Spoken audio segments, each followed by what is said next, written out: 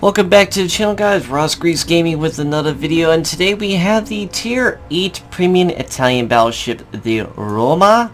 And let me go and fix this real quick because this is going to bug me a little bit. Let's actually make it look actually like what it was in the game. This is the Tier 8 Roma, guys.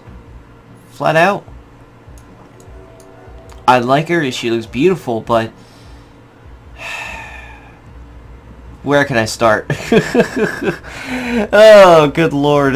This ship has been giving me so much gripe, and it makes me want to cry a little bit. Wargaming, I know you were doing some things, but how can you mess this up, really?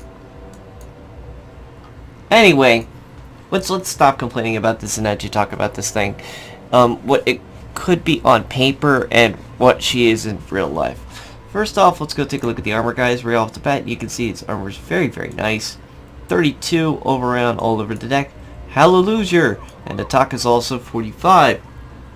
Hallelujah, so those 16-inch guns will not have a way to penetrate the front end of this ship. You can battlefront gun tank in this ship. However, that Citadel is very, very thin. It is 210 there. But you can angle this stuff, so it actually will do pretty good. And that plating on top is very, very massive and very, very well angled.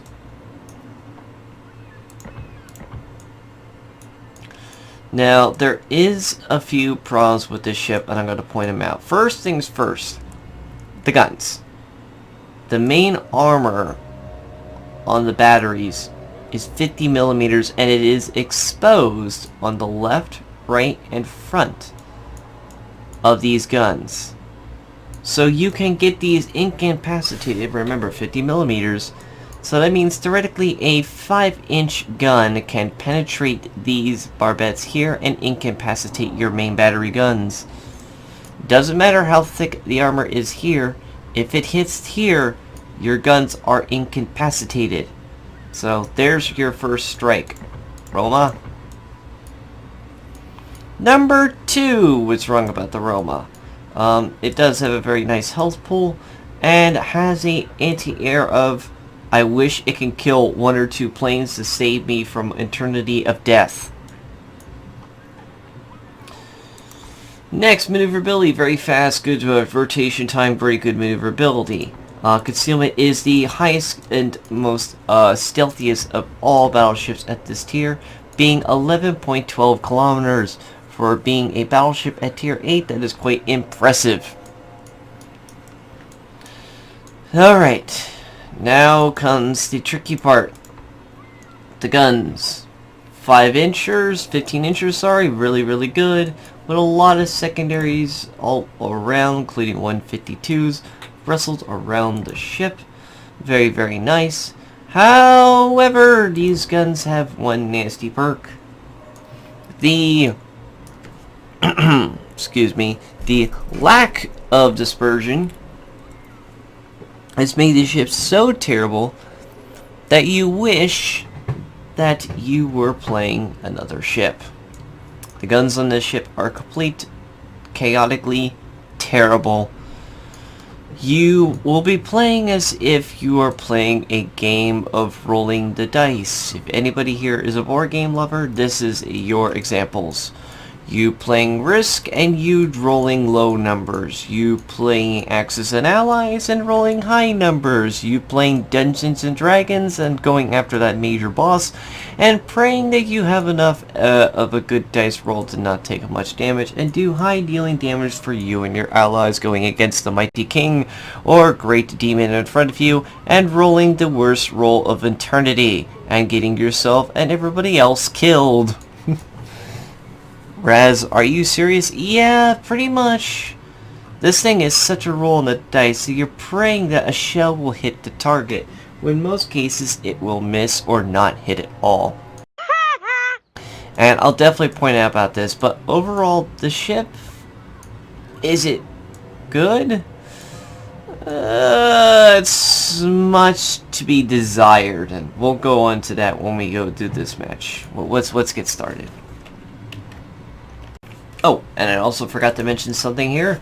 If you're getting modules and you're getting your captain skills, my recommendations are preventive maintenance to prevent your guns from getting destroyed, any of your secondaries getting taken out, and anti-air. Expert marksman to make these turning of these guns even more derpish. Next perk, if you want, I would recommend basic fire training to buff up that anti-air first point right off the bat, and then concealment to make that concealment bug, that perk go up like crazy. And then advanced fire training to get your anti-air even more up. I don't have that yet, but I would recommend that wholly. Other points, well, it's a tough call.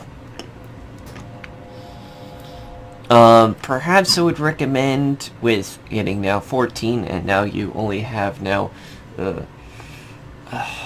5 more points to go, I would probably pick,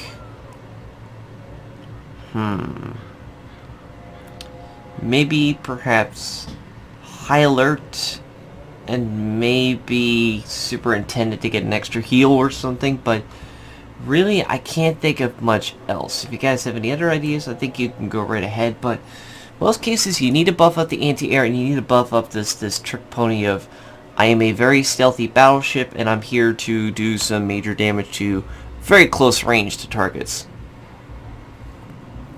That's all I really can point out. So, let's show you what the ship actually is in general.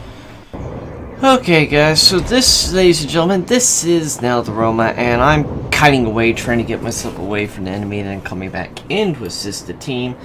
Because I was a little too hot in the water, but this is this ship. Now, I'm not top tier here, but this is definitely one of those matches that definitely going to show off what it can do. The ship is on fire. Of course, immediately get on fire instantaneously from a shell, but here's one of those rolls that are actually good for once. When you get a good roll in this ship, well, you're going to get hits like that. You're going to get really good hits. That doesn't say that you're not going to go and take some severe damage in this ship. You've got some pretty decent armor, but that doesn't mean that you are invincible. So please be careful when you use this ship.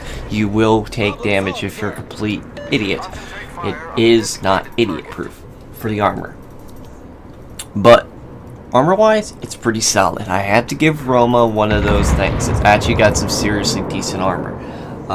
Just those gun turrets need to be adjusted a little bit for not getting incapacitated so easily. Here's another ship, again broadside, and look at that dispersion. How atrocious that is. Perfectly broadside ship, I can get a lot more damage than that. But luckily, I rolled the dice and I got maybe a 1 out of those. That was good if I'm playing Axis and Allies and I get the hit. And you'll get that sometimes. But sometimes when you throw these dice out there, you just get the complete idiots. And luckily this ship is at low health and my rolls are starting to get a little nice to me that I'm actually getting these citadels. But I can tell you, I played this game multiple times just to get the concealment buff to make this thing even a little more derpish. And I lost track how many times that I was rolling the dice and I felt like I was not getting my way. I had the perfect position, the perfect location, a pretty damn perfect positioning, and I roll it and throw out the shells and hoped and Policy tried to say Stalin, that this ship was a Stalin's counterpart and that he can give me the ghost of Stalin to wear my shells into the position like a Russian derp, but you don't get that with this. It's Italian, so you don't get that with the Italians in this ship at all. So you definitely are not sitting pretty in this ship, but it doesn't say that the guns are terrible. They got decent penetration values if they actually hit the target in the right spot. But like I said, you're hoping it hits the target. Like, here's a perfect example. Perfectly broadside cruiser that can deal some massive damage, and those shells, he turned out a little bit, but still, it spread like it was a living nightmare. And it always says to me that it was a waste the shot. The shot is a complete waste now. Now I have to wait for my guns to reload in time for another salvo. And you load again, and then you hope and hope and hope when you fire again that you hit the target right. Like, here comes the ship. I'm looking at which one's my most prime target to hit. I look and I see the Iowa looks pretty damn good, so I pop a shot at him over the island and hope and hope and hope and hope and hope I get a good hit, and you know, sure enough, I get a lucky enough hit. And I get enough of that penetration to actually hit the target pretty decently. Now, it doesn't say that the ship can be in severe trouble itself too, but to me it feels like the ship is definitely a struggle. Now, is it worth buying? I can't really justify getting this ship. If you really want a tier A premium, I would say Alabama. And eventually, if Massachusetts ever comes out, Massachusetts is another good pick too. There are better tier A premiums in this ship, and they're more fun. If you like some German funny secondaries, go for Tirpitz too. That's got some fun gameplay too. But if you're a person who likes collecting ships, or a person who's doing reviews on ships, you know who to call, who gets them, and that's fine with you. If you want something of a challenge, I guess, but overall, is this thing worth the $60 it comes with? And that's not including the god-awful camo that they decided to put in this ship. Enemy cruiser foundered. No. And whoever thought of putting that camo on that ship should be sent to the gulag. Anyway, that was the end of that match. At the end of that, Confederate 132,000 damage. It was pretty solid for me for once.